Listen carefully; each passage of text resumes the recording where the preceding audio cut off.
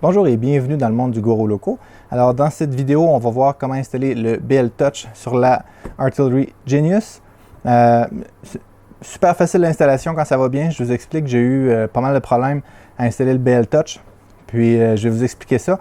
Mais avant de vous expliquer comment l'installer, puis parler du firmware, je vais vous parler un petit peu des avantages du BL Touch. Dans le fond, le BL Touch, c'est un système de nivellement automatique. Puis pour s'assurer d'avoir un bon niveau, parce que j'ai vu des gens qui mettaient le BL Touch et puis ça ne fonctionnait pas bien. La première des choses, c'est qu'il faut que votre bed soit un peu au niveau quand même.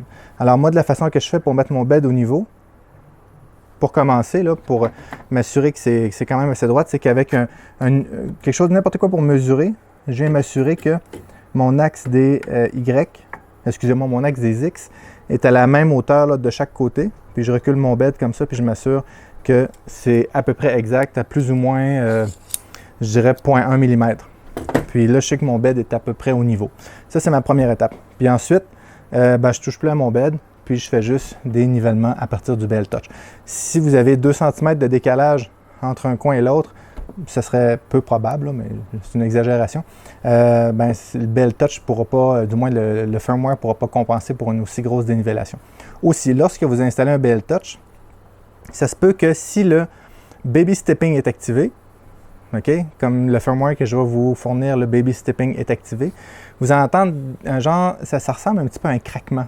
Ça fait excusez pour le bruit là, mais c'est ça. Alors, c'est lorsque votre bed n'est pas au niveau, il va ajuster les axes Z dépendamment où est-ce qu'il est sur le bed pour que votre bed, pour que l'impression soit droite. Autrement dit, si votre bed fait une courbe comme ça, alors au milieu de la surface, il va faire descendre votre axe Z, puis il va ensuite le faire remonter.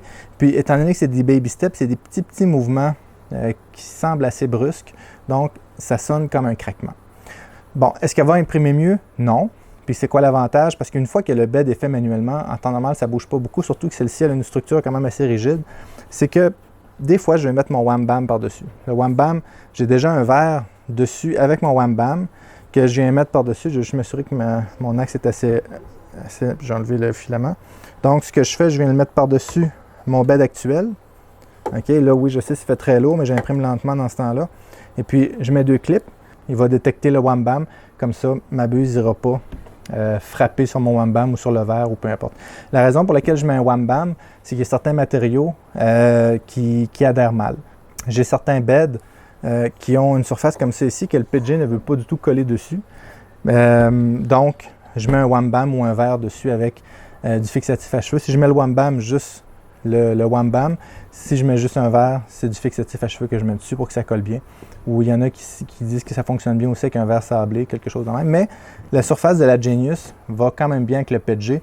Je mets le bed à 80 et ça colle très très bien. Ça refroidit ça décolle une fois que ça le refroidit. Donc, moi j'aime bien l'auto-nivellement. Je m'assure d'avoir une première couche qui est pas mal tout le temps pareil, même si des fois le bed bouge un peu ou quoi que ce soit. Donc, c'est pour ça, puis j'aime bien les BL Touch. Fait que, il y a aussi le Touch Me qu'on peut mettre. J'en ai pas en main présentement, mais j'aurais pu mettre un Touch Me. Là, je sais qu'ils ont développé, me semble, pour la Genius aussi. Bon, alors, assez parlé du BL Touch. Je vais vous parler maintenant de comment on installe ça. C'est très simple. La première des choses, c'est que je dois je dois fermer mon imprimante. Je dois imprimer la pièce ici que j'ai désignée.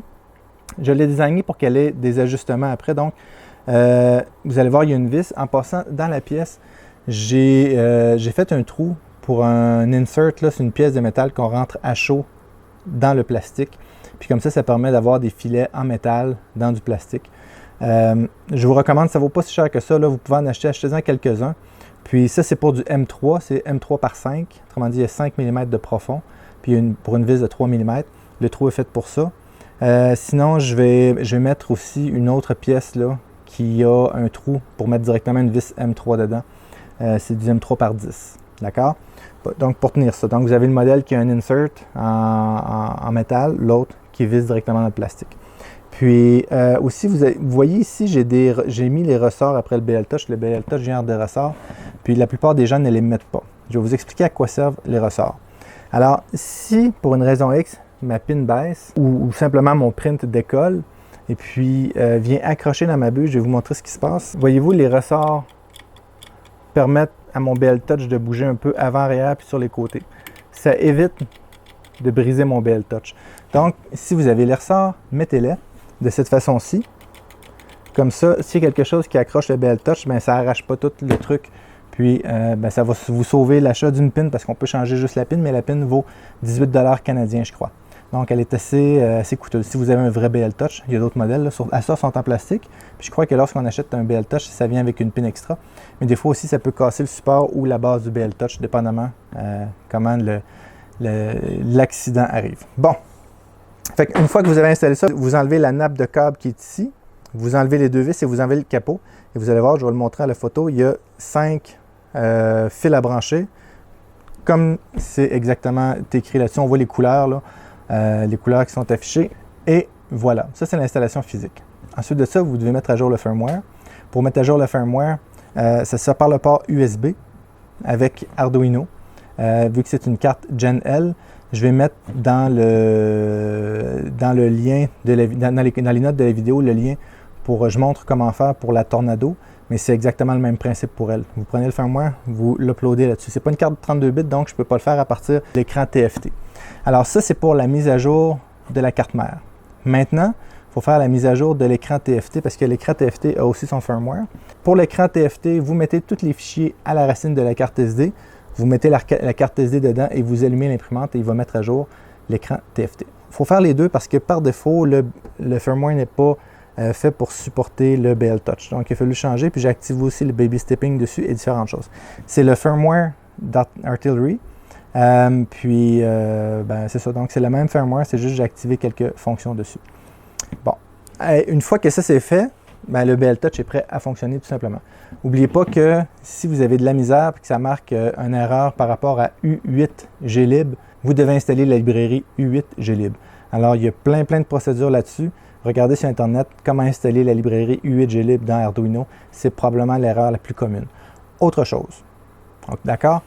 Il se pourrait que votre ordinateur ne soit pas capable de parler à l'imprimante. Vous ayez toujours des messages AVRDUDE ou des choses de même, là. AVRDUDE. Me semble que c'est ça, le message erreur ou des choses comme ça. C'est que l'écran TFT utilise le transmit et le receive, la transmission et la réception du port série de la carte Gen L. Puis lorsque la carte Gen L est activée et alimente l'écran, bien ça vient occuper le port série qui est dans le fond le port USB. Donc ce que vous devez faire, vous devez dévisser l'imprimante et sur la carte Gen L, vous allez voir là, il y a un connecteur qui s'appelle AUX1. Vous devez le déconnecter. Vous pouvez le déconnecter de la carte mère ou vous pouvez le déconnecter de l'écran. Et c'est ça. Mais faites attention, il y a de la colle chaude partout. Je vais en reparler dans un instant de la colle chaude. Maintenant, une fois que le firmware de la carte mère est fait et le firmware de l'écran TFT est fait, alors je répète, la carte mère, ça se fait comme c'est marqué dans les notes de la vidéo, une vidéo que je montre pour la Tornado, le principe est le même. Pour la carte TFT, vous mettez les fichiers sur la carte SD et vous démarrez l'imprimante avec, puis ça va marquer mise à jour ou update, plutôt updating. N'oubliez pas, pour mettre à jour la carte Gen L, vous devez probablement débrancher l'écran TFT. Bon, une fois que vous allez avoir fait ça, vous avez mis le BL Touch, les firmware à jour, vous êtes prêt à fonctionner. Si vous n'avez pas le BL Touch, s'il vous plaît, mettez pas le firmware. D'accord? Parce qu'il y a des fonctions cool là, mais je vais dans le menu, mais je vais faire une autre vidéo sur comment mettre des fonctions cool sur le menu sans nécessairement avoir un BL Touch, du moins comment programmer les TFT. Mais ça, c'est une autre vidéo. Puis une fois que tout ça est fait, ben, ça va fonctionner. Je vais vous montrer la procédure dans un instant, comment faire avec le firmware. Et je vais vous mettre en garde de quelque chose. Ici, j'ai une carte Gen L, c'est la carte Gen L qui était dedans. D'accord? J'ai eu deux problèmes. Lorsque j'ai tout connecté, j'ai mis mon firmware. Le BL Touch, ce qu'il faisait, il rentrait, sortait, ça finissait là. OK, parfait. Je faisais ma mise à jour, pas ma mise à jour, ma mise à niveau, il faisait toujours entrer-sortir, entrer-sortir. Puis, je me suis rendu compte que il y a un des fils qui était mal connecté, mais qui était collé à la colle chaude. Alors, il y a un fil rouge là, qui vient dans une des pins cerveau. Puis, le contact se faisait mal, mais il y avait beaucoup de colle chaude. Donc, j'ai dû enlever la colle chaude. D'accord? Puis quand je vous dis qu'il y en avait beaucoup, il y en avait vraiment beaucoup. Au point tel qu'en enlevant doucement la colle chaude, OK, il y a un condensateur qui a arraché. Donc, j'ai brisé ma carte mère. Heureusement, j'en avais deux autres en main. Puis, le condensateur a complètement arraché. J'ai voulu la réparer, mais le condensateur est venu avec une partie du circuit imprimé en dessous. Donc, ça serait réparable, mais la carte vaut à peu près 20 $, là, puis ça me prendrait à peu près 3-4 heures à la réparer. Donc, je ne réparerai pas la carte, je vais plutôt la garder si j'ai d'autres composantes qui brillent sur d'autres cartes. Donc, c'est ça, soyez prudent si vous enlevez la colle chaude pour ne pas arracher les composantes, parce que, en tout cas, dans mon cas, il y en avait terriblement. Ceci étant dit, j'ai passé quand même 2 jours à essayer de comprendre pourquoi ça ne marchait pas, parce que c'est pas ma première, c'est pas mon premier BL Touch, mais j'avais un mauvais contact. Donc, lorsque vous faites ce genre de modification-là, ça se peut que vous ayez des problèmes. Si ça va bien, en une demi-heure, tout est fait, à part le temps d'impression de la pièce, là, mais l'installation peut se faire en dedans d'une demi-heure. Si ça va mal, ça peut prendre du temps, puis ça prend de la patience. Puis oui, on peut briser des choses. Aussi, lorsque vous allez imprimer l'adapteur, vous allez avoir besoin de vis. C'est des M3 par 18. Il faut que les vis soient un petit peu plus longues à cause de l'épaisseur. Le support vient se prendre à l'arrière du ventilateur. Donc, j'ai trouvé que c'est la meilleure façon pour le mettre. Il vient se prendre à l'arrière du ventilateur. Mais si vous trouvez d'autres façons de le mettre, allez-y. Vous pouvez le mettre n'importe où. Mais n'oubliez pas que si vous le déplacez d'endroit dans le firmware, vous devez dire à quelle position qu'il est par rapport à la buse. Donc, y avait-il d'autres choses par rapport à ça? Non, je pense que c'est tout. Donc là, on a installé le BL Touch, on a mis le firmware de la carte mère, le firmware TFT. Maintenant, je vais vous montrer comment marche le menu. Je vais aller de l'autre côté et je vais vous montrer ça. Alors, quand je pars l'imprimante, j'ai le logo du Goro Loco. Dans le fond, c'est juste pour indiquer que ce n'est pas le firmware d'origine. Maintenant, si je vais dans Set, excusez-moi, si je vais dans Tools, ici, il y a un bouton More. Alors, je vais dans More et c'est ici que j'ai d'autres options. Alors, ici, c'est pour le préchauffer pour le PLA. Ici, le préchauffer pour le PETG. Ici, pour ajuster le Z-Offset. Le Z-Offset, c'est la hauteur de ma buse versus la pointe de mon BL Touch. D'accord? Ici, c'est pour monter mon Z-Offset de 0.25. Ça, c'est mon Baby Step. Le descendre de 0.25, allumer ou fermer la lumière. Mais là, ça semble que ça ne marche pas. J'ai peut-être accroché de quoi, c'est pas grave. Donc, comment est-ce que je fais? La première des choses, je dois ajouter mon Z-Offset. Alors, j'appuie sur Z-Offset, puis je vous recommande aussi de faire chauffer la buse. Parce que si vous avez du filament au bout de la buse, ça va changer votre Z-Offset. Donc, alors, il va faire son niveau. Alors, une fois cela fait, je mets ma feuille en dessous. Et puis, et voilà, là, il était presque correct. Dans le fond, jusqu'à ce que je sente une friction entre la buse et le papier. Voyez-vous, là, c'est un petit peu trop fort. Comme ça, c'est bien. Je sens une friction. Puis, une fois que ça c'est fait, je retire ma feuille et voilà, tout est fait. Maintenant, je peux aller, je reviens à l'arrière, je vais dans Auto Nivelle. Et puis, il va faire le nivellement automatique de mon bed. Et une fois que le niveau est fait, il va rester dans le coin en arrière comme ça. Ça veut dire qu'il est prêt tout simplement. Donc, c'est quand même assez simple mettre le BL Touch sur la Genius. Puis, un petit retour sur cette imprimante-là, elle va super bien. Hein. PLA, PG colle bien dessus. L'ABS ne colle pas dessus, j'ai essayé. Le TPU fonctionne. Alors, j'ai réussi à imprimer du TPU avec facilement. J'ai mis le bed à 80, j'ai imprimé à 25 mm par seconde. Ça a fonctionné super bien. Donc, c'est ça. Puis, je peux utiliser la carte SD ou le port USB. Je vais juste la fermer pour déplacer le bed. Et voilà. Donc, une fois que vous avez fait ça, vous avez le BL Touch. Puis, sur cette petite imprimante qui est vraiment fantastique. Tous ceux qui l'ont essayé, mettez les commentaires, ceux qui l'ont essayé, votre expérience avec ces imprimantes-là, les Artillery, que ce soit la X1 ou la Genius. C'est totalement génial. Puis, le support des filaments va super bien, surtout que celui-ci, on peut le tasser. Puis là, j'ai oublié de tester le print, mais on va l'essayer. Puis, je vais vous montrer le Baby Step. Alors, je vais faire préchauffer l'imprimante. Alors, je m'en viens dans Set. Excusez-moi, je m'en viens dans Tools, More, PLA. Puis là, il va préchauffer pour le PLA. Puis, j'ai juste fait c'est des carrés là, qui impriment. C'est quand même assez simple, là, mais ça permet de voir si tout est au niveau. Donc, je vais zoomer un peu sur le bed, puis on va regarder pour voir si mon niveau est bon. Puis si mon niveau n'est pas bon, je vais vous montrer comment faire aussi pour l'ajuster au fur et à mesure qu'elle imprime. Puis en même temps, ça sauvegarde les nouvelles coordonnées. Coordonnées, ça se dit, hein? La nouvelle hauteur, le Z-offset dans le fond, de ma buse versus mon BL Touch. Alors on laisse chauffer ça, je pars l'impression, puis je reviens dans un instant. Alors là, il fait la ligne de purge pour s'assurer qu'il y a du filament.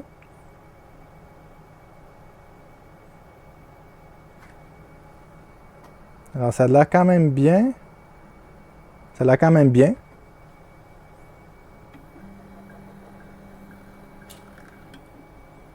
Puis là, il va imprimer vraiment aux limites. Alors, là, il est vraiment sur le bord.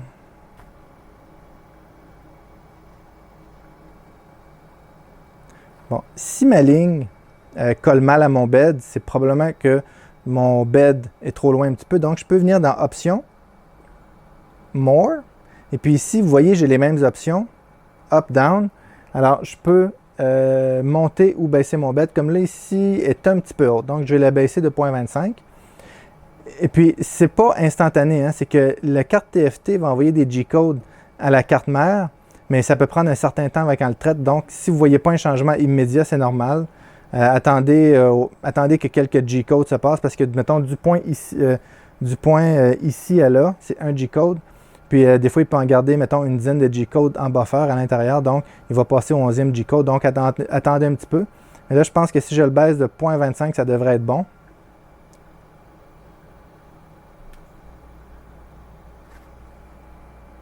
Voyez-vous, là, il est baissé. Donc, je vais le laisser aller comme ça, puis on va voir si ma première couche est bonne. Et je vais augmenter un petit peu la vitesse, parce qu'il semble plutôt lent.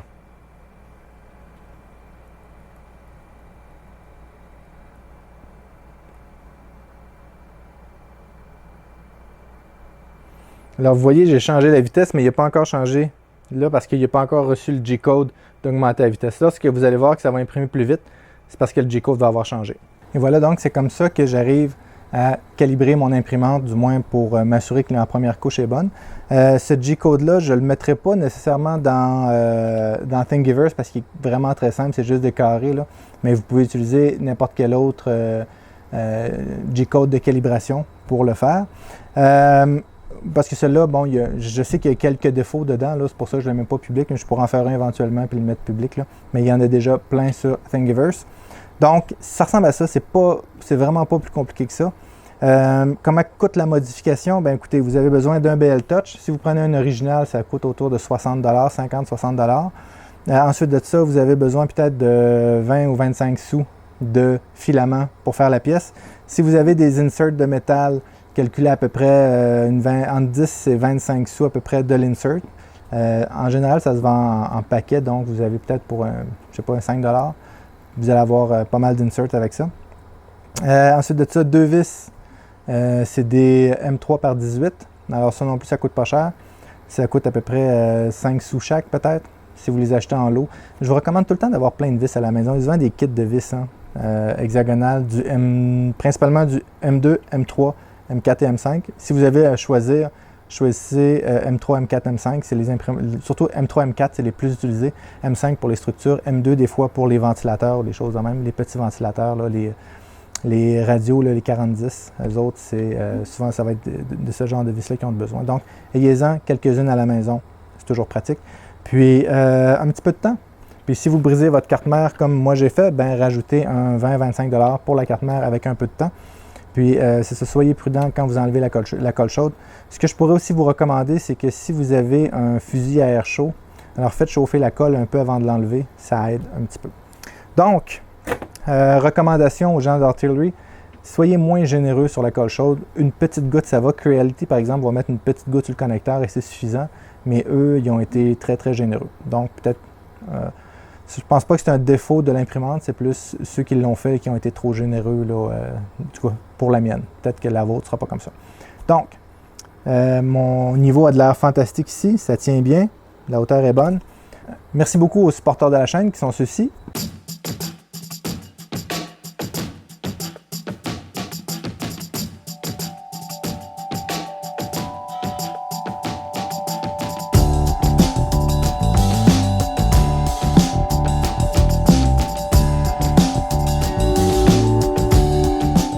Donc, comme d'habitude, si vous avez aimé la vidéo, s'il vous plaît, mettez un like. Si vous n'êtes pas abonné à la chaîne, abonnez-vous. Merci beaucoup et à bientôt.